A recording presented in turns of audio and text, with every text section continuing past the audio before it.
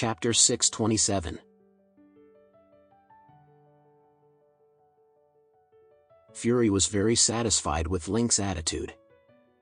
He nodded slightly before he walked into the Black Pepper. Stephen had already arranged for the employees of the Black Pepper to make all the necessary preparations and prepare all the dishes for the banquet dinner that night. At the same time, all the other people who were invited to the banquet had also arrived early, and they had already been waiting for Fury for quite a long time. Stephen, Matthew, and Hazel had the same attitude toward the Whale family. They were not here to flatter Fury or to curry any favor with him, but they also had no intention of offending him and the Whale family. This was the reason why they accepted the Whale family invitation to attend this banquet dinner tonight. In fact, the three of them had already thought everything through. They had even met up in private to discuss this matter amongst themselves. They decided to simply give the Whale family some face and to be polite and respectful toward Fury, but they would still follow and abide by Alex's instructions. As for the other families' heads, they had come to the banquet dinner tonight simply to get into the Whale family's good books. After all, no matter what it was an undeniable fact that the Whale family was the top family in the entire South region. To many of the small and medium-class families, they were simply a towering high tree that was filled with fruits.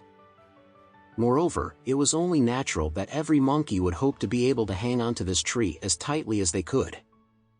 When they saw Fury and his son, Edward, entering the diamond room, the other families' heads instantly stood up to greet and welcome them. Amongst them, the head of the Zimmerman family was the first to flatter Fury. "Mr. Whale, you are truly a very talented and superb person. Your son is also as talented as you are, and he absolutely deserves to be in the most prestigious family in the whole of the South region. Both of you exude a completely different style and charm." The head of the Klein family also nodded as he said, "Yes, I agree. I have not met Mr. Whale in person before, but since I have the honor of meeting you today, I realize that compared to the rumors that I have heard before, you are even more amazing and outstanding in person." Fury nodded slightly as he looked around the room with a majestic expression on his face. Everyone seated in this private room tonight was all famous people in Oris Hill. It was obvious that the head of the Zimmerman family, the Klein family, and the Joey family were all very respectful toward him. Fury could tell that they were trying their best to impress and flatter him at this point. On the other hand, Hazel, Matthew, and Stephen remained very calm and composed. They had an indifferent expression on their faces, but they were still very polite toward Fury out of common courtesy. However, they did not bother to praise or give him any heartfelt compliments at all. Even though Fury did not say anything, he was still secretly very unhappy with Hazel. Link continued to follow Fury around as though he was his grandson. As soon as he saw Stephen when he entered the private room, Link could not help but stare at him with extremely resentful eyes. In his eyes, Stephen was the one who had personally forged this feud with him. His precious son had become one of the two biggest jokes in the whole of Oris Hill during this time because Stephen had carved the words "pathetic jerk" on his forehead. The other joke in Oris Hill was that Katza, the second son of the Whale family, was a poop-eating monster.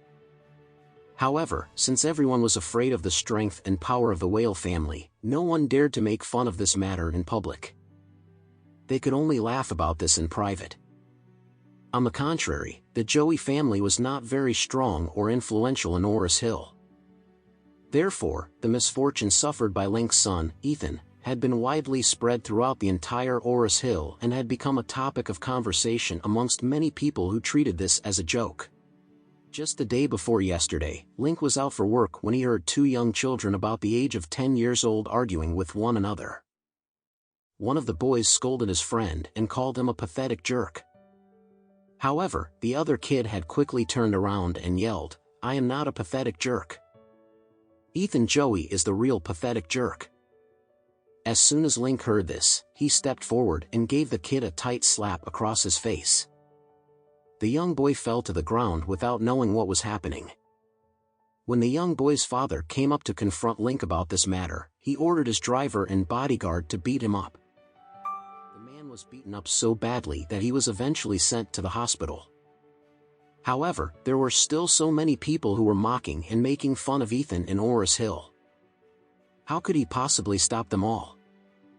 Furthermore, there were many people that Link simply could not afford to offend in Orris Hill. This kind of humiliation made Link feel as though he wanted to kill someone. If it was not because Steven was much more powerful compared to him, he would have already brought his men over here with him to chop Steven up and make mincemeat out of him. This was the reason Link felt as though he was boiling in anger when he saw Steven at this time. There was a fiery expression in his eyes because he was meeting his enemy face to face. Truthfully, Steven did not expect to see this guy here at all. After all, Fury had simply asked him to set up a table for him to host a dinner here tonight. Fury did not give him the list of guests that would be attending the dinner.